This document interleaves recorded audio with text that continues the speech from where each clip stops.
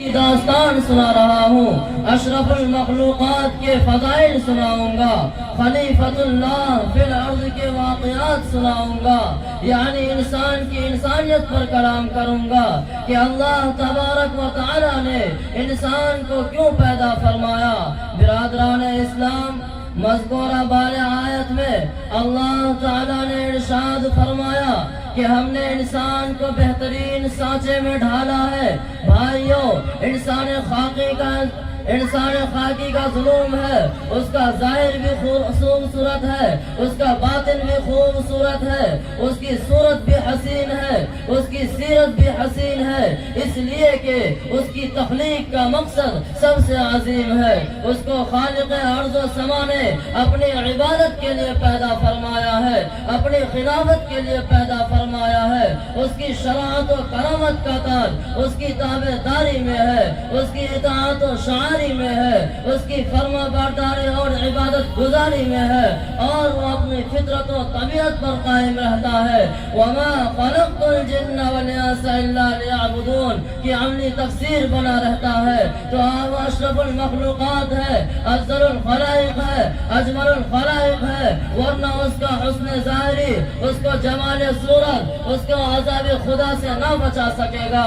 قرآن کریم نے للکار کر کہا ہے وَجَعَلْنَاهُ نُطْفَةً فِي قَرَارٍ مَّكِينٍ أَلَمْ نَخْلُقكُّم مِّن مَّاءٍ مَّهِينٍ میں نے تجھے ذلیل پانی سے بنایا، گندے پانی سے بنایا۔ هَلْ أَتَىٰ عَلَى الْإِنسَانِ حِينٌ مِّنَ الدَّهْرِ لَمْ يَكُن شَيْئًا مَّذْكُورًا میں نے تجھے اسی چیز سے بنایا جس چیز کا نام تیرے ماں باپ لینا گوارا نہیں کرتے۔ اپنی اصلیت پہچانو اور حقیقت جانو، پھر میں نے بغیر اسباب کے پیدا کیا۔ برادران اسلام، یہ حسن ظاہر، یہ صورت باہر، یہ جمال و کمال کس کو ملا ہے؟ آپ نے غور کیا، آپ کو ملا ہے، ہم کو ملا ہے، انسان خاکی کو ملا ہے، ظلم و جہول کو ملا ہے، جزو و منو کو ملا ہے۔ یہ وہی تو ہے جو ایک بے جان لوتھڑا تھا، مگر اس ذات کریمی نے اس کو نواز دیا، سنوار دیا، جس صورت میں چاہا ڈھال دیا۔ لیکن یہی حقیر و عاجز انسان نعمات کے بعد اپنے خالق و مالک سے بغاوت کرتا ہے، اس کے احسانات کو فراموش کر دیتا ہے، اس کے فراموش کی طاعت و بندگی کی راہ چھوڑ کر کفر و شرک، عصیان و طغیان کی راہ پر چلتا ہے۔ کبھی اپنے کو انا ربکم الاعلی کہتا ہے، کبھی اصنام و اوثان کو اپنا معبود بناتا ہے، اور بھول جاتا ہے کہ اس کو بنانے والے نے، اس کو سنوارنے والے نے اس کو اپنی اطاعت و بندگی کے لیے پیدا کیا۔ اس کی شرافت و کرامت کا تاج، اس کی عظمت و جلالت کا تاج اس کی فرما برداری اور عبادت گزاری میں ہے، اور وہ اپنی فطرت و طبیعت پر قائم رہتا ہے۔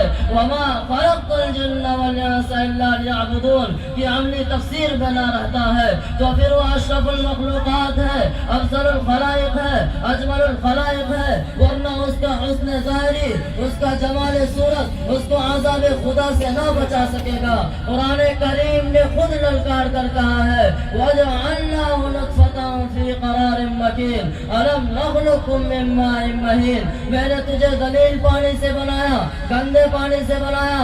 هَلْ أَتَىٰ عَلَى الْإِنسَانِ حِينٌ مِّنَ الدَّهْرِ لَمْ يَكُن شَيْئًا مَّذْكُورًا میں نے تجھے اسی چیز سے بنایا جس چیز کا نام تیرے ماں باپ لینا گوارا نہیں کرتے۔ اپنی اصلیت پہچانو اور حقیقت جانو۔ ذرا توجہ تو کرو کہ اللہ تعالیٰ نے فرمایا کہ تمہاری ماں ساگ کھایا کرتی تھی اور میں اندر اندر آنکھیں بنا رہا تھا۔ آپ سارے جہاں کو دیکھ لیجئے، ماں گاجر کھاتی ہے، اندر دل بن رہا ہے، ماں روٹیاں کھاتی ہے، اندر دماغ بن رہا ہے، ماں دال کھاتی ہے، اندر اندر زبان بن رہی ہے۔ یہ سب کس نے بنائے؟ زمین و آسمان، چاند سورج، کم سے کم ان سب چیزوں کو ہی دیکھ کر خدا کی خدائی کو تسلیم کر لو اور اپنے فطرت و طبیعت پر قائم رہو۔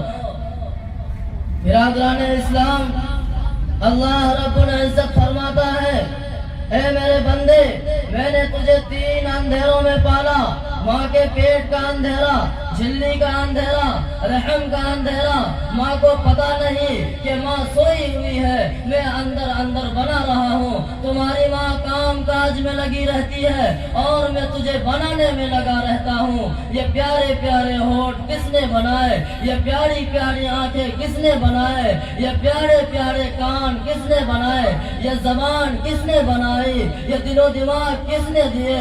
فرمایا اے میرے بندے کبھی غور تو کر، ذالکم اللہ ربکم، اے میرے بندے کبھی غور تو کر، ذالکم اللہ ربکم، تیری رگ رگ بنانے والا میں ہوں، اور اے میرے بندے تجھے کبریائی کی قسم، تیرے سر میں جتنے بال ہے کسی اور کا بنایا ہوا نہیں ہے بلکہ میں نے ہی بنایا ہوں۔ ہاتھ کو کون بنا سکتا ہے، پیر کون بنا سکتا ہے، دل و دماغ کون بنا سکتا ہے؟ دل و دماغ کے اندر سوچنے کی طاقت کس نے رکھی؟ آنکھوں کے اندر دیکھنے کی طاقت کس نے رکھی؟ ہاتھوں کے اندر پکڑنے کی طاقت کس نے رکھی؟ پیروں کے اندر چلنے کی طاقت کس نے رکھی؟ فرمایا اے میرے بندے سب چیزوں کا پیدا کرنے والا میں ہوں۔ آخر میں اللہ رب العزت سے دعا کیجئے کہ اللہ ہم سب کو کہنے اور سننے سے زیادہ عمل کی توفیق عطا فرمائے۔ وآخر دعوانا الحمدللہ رب العالمین۔